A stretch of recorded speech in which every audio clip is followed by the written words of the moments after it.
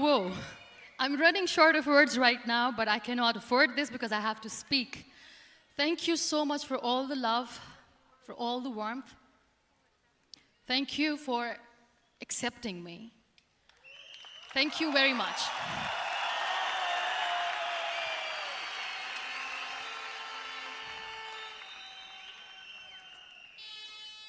Well, I always start my talk with a disclaimer.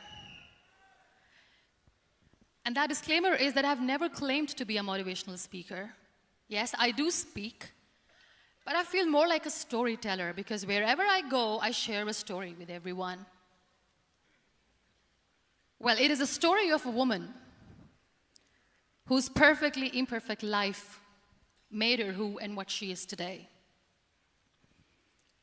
It's the story of a woman who, in pursuit of her dreams and aspirations, made other people realize that if you think that your life is hard and you're giving up on that because you think your life is unfair, think again. Because when you think that way, you are being unfair to your own self.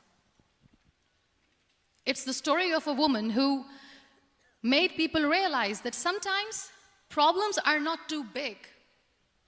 We are too small because we cannot handle them.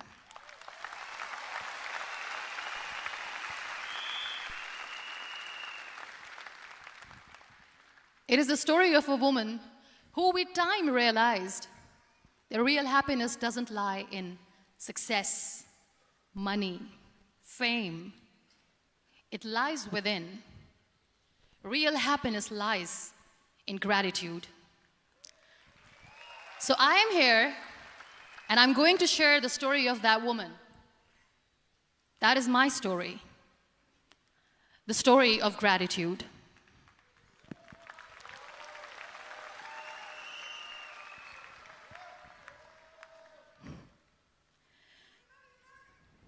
I love you too. I love you all.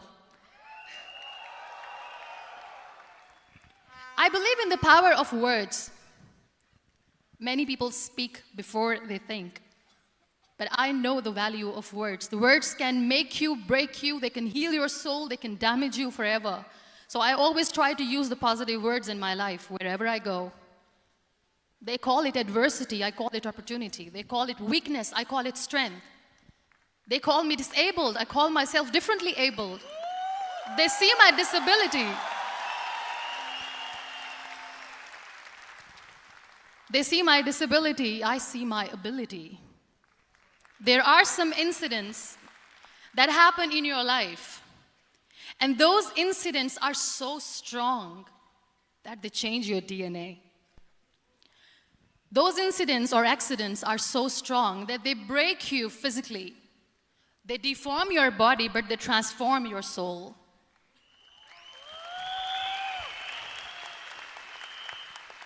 Those incidents break you, deform you, but they mold you into the best version of you. And the same thing happened to me. And I'm going to share what exactly happened to me. I was 18 years old when I got married. And this thing I'm sharing for the very first time on an international level. I was 18 years old when I got married. I belonged to a very conservative family, a Baloch family, where good daughters never say no to their parents. My father wanted me to get married. And all I said was, if that makes you happy, I'll say yes. And of course, it was never a happy marriage. Just about after 2 years of getting married, about 9 years ago, I met a car accident. Somehow my husband fell asleep and the car fell in the ditch. He managed to jump out, saved himself. I'm happy for him. But I stayed inside the car and I sustained a lot of injuries. The list is a bit long. Don't get scared. I'm perfectly fine now. Radius ulna of my right arm were fractured. The wrist was fractured. Shoulder bone and collarbone were fractured. My whole rib cage got fractured.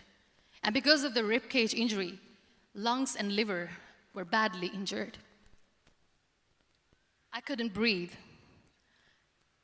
I lost urinary bowel control. That's why I have to wear the bag wherever I go. But that injury that changed me and my life completely as a person and my perception towards living my life was the spine injury.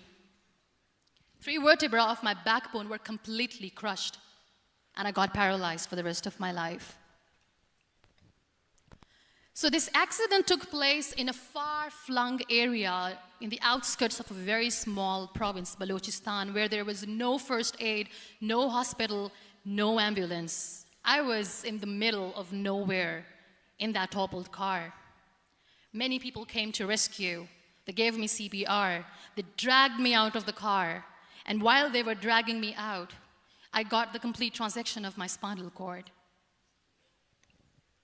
And now there was this debate going on. Should we keep it here? She's going to die. Where should we go? There is no ambulance. There was this 4-wheeler Jeep standing in the corner of the street. They said, put her in the back of the Jeep and take her to the hospital, which is 3 hours away from this place.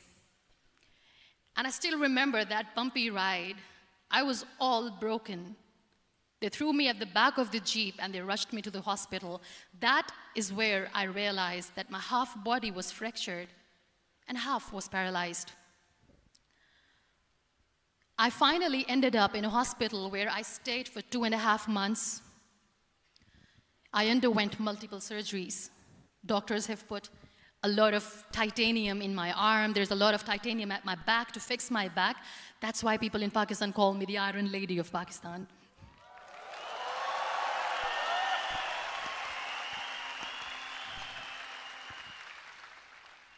Sometimes I wonder how easy it is for me to describe all this all over again.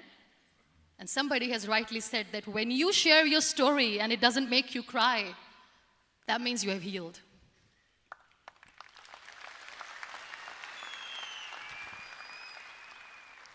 Those 2.5 months in the hospital were dreadful. I will not make up stories just to inspire you. I was at the verge of despair. One day, doctor came to me and he said, well, I heard that you wanted to be an artist, but you ended up being a housewife. I have a bad news for you. You won't be able to paint again because your wrist and your arm are so deformed, you won't be able to hold a pen again. And I stayed quiet. Next day, doctor came to me and said, your spine injury is so bad, you won't be able to walk again. I took a deep breath and I said, it's all right. The very next day, doctor came to me and said, because of your spine injury and the fixation that you have in your back, you won't be able to give birth to a child again. That day, I was devastated. I still remember, I asked my mother, why me? And that is where I started to question my existence. Why am I even alive? What's the point of living? I cannot walk, I cannot paint, fine. I cannot be a mother. And we have this thing in our heads, being women, that we are incomplete without having children. I am going to be an incomplete woman for the rest of my life. What's the point? People are scared. They think I will get divorced. What is going to happen to me? Why me? Why am I alive? We all try to chase this tunnel.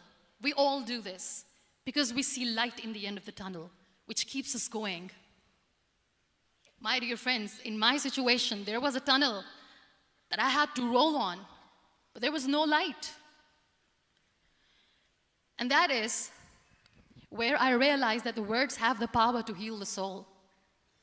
My mother said to me, this too shall pass. God has